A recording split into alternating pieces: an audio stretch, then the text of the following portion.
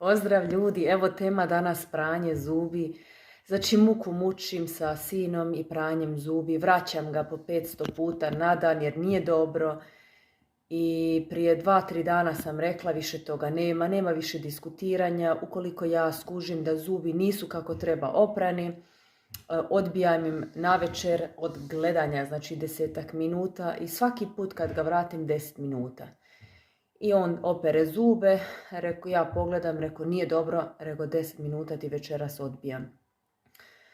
I vrati se on nazad u kupaonu i sam je ušao u kupaonu i vrati se nazad i pokaže mi zube. Ja velim, pa ne znam, ok je sada valjda. I sad on meni kaže, jesam te, kaže, zezno, nisam ih ni opro. Ja pogledam njega, znaš ti šta?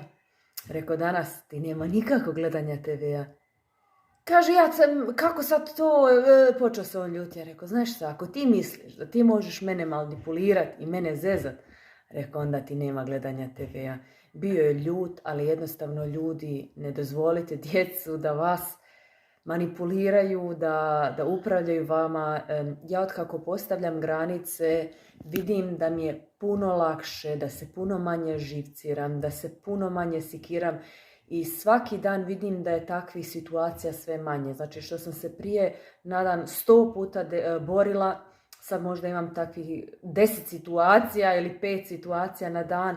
Mislim, to jesu nekad sitnice, ne mogu ja reći, ali svejedno mora se znati granica i mora se znati gdje je dosta. Uživajte mi u danu, budite dobri i čuvajte se.